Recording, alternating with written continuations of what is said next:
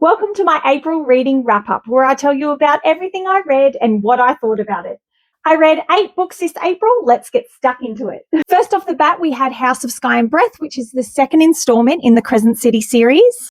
Now, this was unfortunately my first DNF of the year, and I do not DNF lightly. I struggled through the first installment of the Crescent City series. There was so much promise, and I loved ACOTAR last year, so I really wanted to love this, and I was really keen on jumping into another Sarah J. Maas world, but unfortunately this one really let me down. The first book was giving me really strong arcane cross Star Wars vibes. It was like underground, fantasy, rough.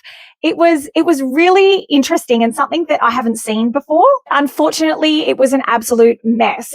After crawling through the first installment of Crescent City, I was really excited for a reprieve, but unfortunately, this one just took such a dive in quality. The book starts with an epilogue, which is really exciting, really action-packed. It's introducing us to species of people / things that we've never seen and characters that we've never met, and I was really looking forward to the forward momentum that the epilogue was giving me. But after the epilogue, it was about 250 pages of everyone sitting around Bryce's apartment like they're in an episode of Big Brother. And it was just filler upon filler upon filler. There was unnecessary, repetitive dialogue. The characters that Sarah J. Maas had spent 800 pages fleshing out in the first installment now felt hollow.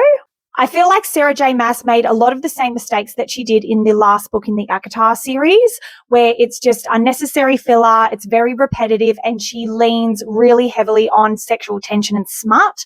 And it's really disappointing because she doesn't need to be. Her world building skills and character development don't need to be using cheap tricks like that. This was also really disappointing because not only did Sarah J. Maas set up a really unique and cool and fun world, I watched Arcane not long ago and it was definitely giving me strong Arcane vibes. Also, I really liked Bryce in the first book. There were a few scenes that I thought were a bit contradictory to her character, but other than that, she really reminded me of Nesta from ACOTAR, and I loved Nesta. And I am counting this towards my reading goals because I got about 250 pages in and the whole series was such a slog that I need to reward myself somehow. So 2 stars for this one and would recommend skipping it altogether. Next, I read Talking as Fast as I Can. This is a memoir about Lauren Graham. And after reading The Third Gilmore Girl last month, I was so excited to dive into this and keep scratching that Gilmore Girl itch. I'm a massive Gilmore Girls fan and I can feel a rewatch really scratching at me at the moment. Unfortunately, this was a really disappointing memoir. I felt like I walked away not knowing anything more about Lauren Graham than what I had already assumed from watching Gilmore Girls and watching her in other series. 99% of the memoir felt really performative and inauthentic.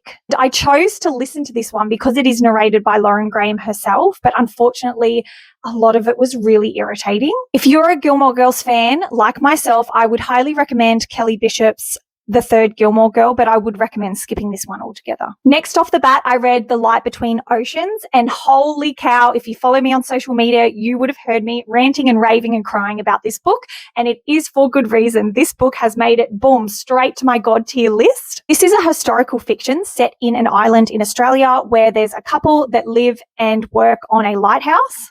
Both the husband and wife really struggle with trauma. You've got the husband that's come back from the war, and then you've got the wife that's had a lot of miscarriages and stillborns whilst on the island.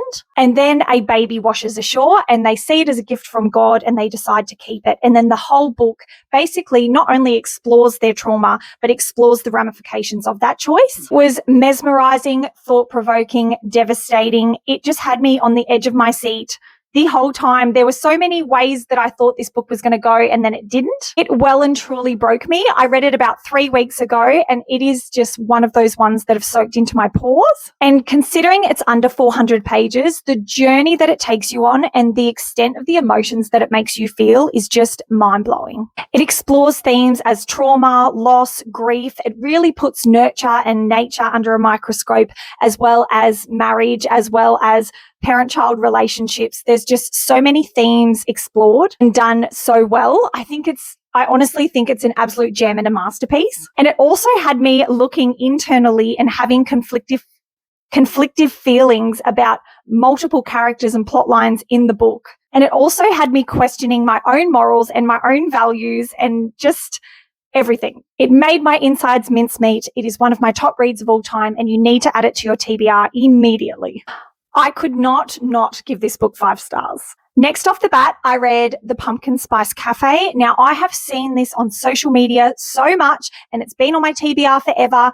I thought it would be like a really cozy, quirky little small town little series, but unfortunately this one really let me down. I'm going to rave on about Gilmore Girls again. Dream Harbor, where this series is set, really gave me Stars Hollow vibes, and it's probably why I rated it as highly as I did. And it was the only thing I liked about this book. The writing was super repetitive and it was quite immature and high schooly, even though we're dealing with relationships and romances with adults. Unfortunately, I think this whole series is only popular because of the amount of smut in it.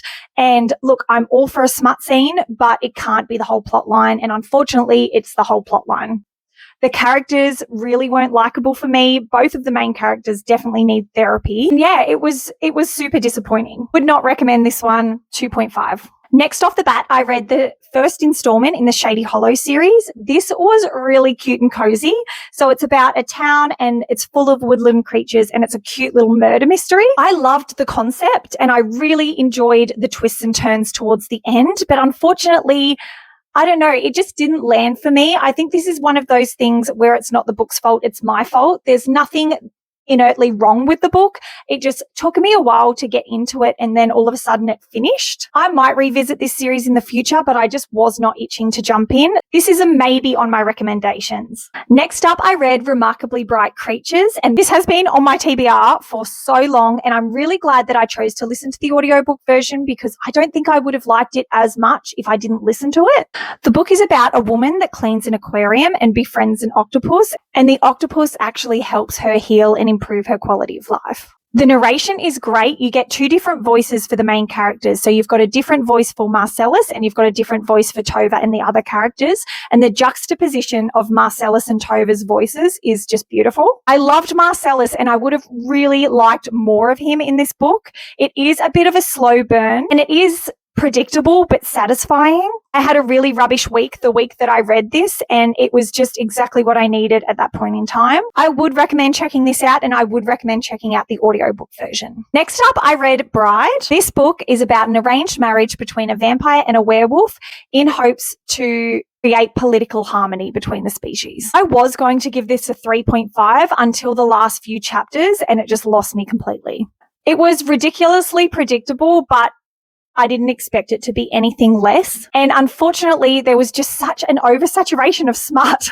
I know I sound like an old woman and I don't mind a smut scene or 2. And some of these scenes were quite decent. But when you've got 6 overly descriptive, long smut scenes in a book that is only 400 pages, it just really pulls me out of the book. And it just gets repetitive and annoying. I really don't think this book needed it. Although I've given it 3 stars, I would still recommend it as a palate cleanser or just a light fluff read. And then last but definitely not least, I read Tilt. The book is about a heavily pregnant woman that is in IKEA when a massive earthquake hits, and the whole book takes place over 24 hours. I listened to this one and I think it made a great audiobook. Majority of it is her speaking to her baby or that internal monologue. Ariel Blake does an amazing job at bringing Annie to life and really immersing you in the story. I would have actually liked less flashbacks in this book. Some of them I don't think were necessary, and also some of them Annie was quite an insufferable character.